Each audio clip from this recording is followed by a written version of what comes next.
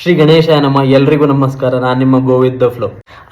Normal ಆಗಿ ಜನರು ತಮ್ಮ ಪಾಪ ವಿಮೋಚನೆಗೋಸ್ಕರ ದೇವಸ್ಥಾನಕ್ಕೆ ಹೋಗೋದು ನೋಡಿದ್ದಿ.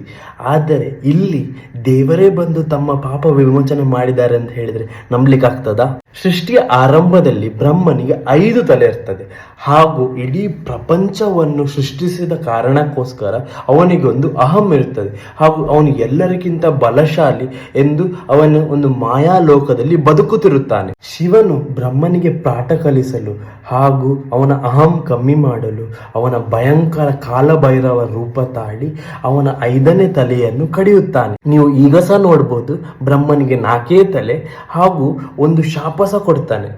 ನಿಂಗೆ ಇಡೀ ಭೂಲೋಕದಲ್ಲಿ ಎಲ್ಲಿ ಸಹ ಪೂಜೆ ಮಾಡುವಂತೆ ಇಲ್ಲ ಅಂತ ಹೇಳಿ. ಇದರಿಂದ ವಿಚಲಿತಗೊಂಡ ಬ್ರಹ್ಮ ಅವನ ತಪ್ಪಿನ ಅರಿವಾಗಿ ಶಿವನ ಹತ್ರ ಕ್ಷಮೆ ಯಾಚಿಸುತ್ತಾನೆ. ಅವನು ಕ್ಷಮೆ ಯಾಚಿಸಿದಾಗ ಶಿವನು ಅವನನ್ನು ಕ್ಷಮಿಸುತ್ತಾನೆ. ಇದರಲ್ಲಿ ಬ್ರಹ್ಮನ ತಪ್ಪು ಇದ್ದರೂ ಕೂಡ ಶಿವನಿಗೆ ಬ್ರಹ್ಮ ಹತ್ಯೆಯ ಪಾಪ ತಾಗುತ್ತದೆ. ಶಿವನು ಕಡೆದ ಬ್ರಹ್ಮನ 5ನೇ ತಲೆ ಶಿವನ ಕೈಯಲ್ಲಿ ಬ್ರಹ್ಮ ಕಪಾಲವಾಗಿ ಅಂಟಿಕೊಳ್ಳುತ್ತದೆ. ಬ್ರಹ್ಮ ಕಪಾಲವು ಏನು ಆಹಾರ ಕೊಟ್ಟರೂ ಕೂಡ ಅದೇ ನುಂಗುತ್ತಿತ್ತು ಹಾಗೂ ಶಿವನಿಗೆ ಏನೂ ಇಲ್ಲದಂತ ಆಗುತ್ತಿತ್ತು.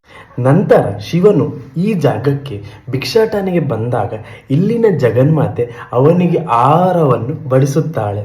ಇದರಿಂದ ಅವನ ಕಪಾಲವು ಕೆಳಗೆ ಬೀಳುತ್ತದೆ. ಇದರಿಂದ ಶಿವನಿಗೆ ತುಂಬಾ ಸಮಯದ ನಂತರ ಊಟ ಸೇವನೆ ಮಾಡುವಂತಾಗುತ್ತದೆ. ಇದು ಕಥೆಯಾಗಿತ್ತು. ಚಿಕ್ಕಮಗಳೂರು ಜಿಲ್ಲೆಯ ಹೊರನಾಡು ಶ್ರೀ ಅನ್ನಪೂರ್ಣೇಶ್ವರಿ ದೇವಸ್ಥಾನದ ಕಥೆಯಾಗಿತ್ತು. ಶಿವನ ಪಾಪ ಪರಿಹಾರವಾಗಿ ಅವನು ಊಟ ಮಾಡಿದಂತಹ ಸ್ಥಳವಿದು. ಇದೇ ಕಾರಣಕ್ಕಾಗಿ ಇಂದು ಕೂಡ ಈ ದೇವಸ್ಥಾನದಲ್ಲಿ 3 ಹೊತ್ತಿನ ಕಾಲಕ್ಕೂ ಜನರಿಗೆ ಊಟದ ವ್ಯವಸ್ಥೆಯನ್ನು ನೀಡಲಾಗುತ್ತದೆ ಹಾಗೂ ಬಂದ ಜನರಿಗೆ ಆಶ್ರಯವನ್ನು ನೀಡಲಾಗುತ್ತದೆ.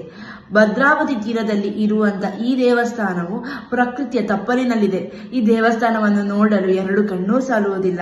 ಈ ದೇವಿಯ ಮಹಾತ್ಮೆ ಹೇಳಿದಷ್ಟು ಮುಗಿಯುವುದಿಲ್ಲ. ಇದೇ ತರ ಇಂಟ್ರೆಸ್ಟಿಂಗ್ ಸ್ಟೋರೀಸ್ಗೋಸ್ಕರ ನೋಡ್ತಾ ಇರಿ, ಸಬ್ಸ್ಕ್ರೈಬ್ ಮಾಡ್ತೀರಿ ಗೋವಿಂದ ಫ್ಲೋ. ಧನ್ಯವಾದಗಳು.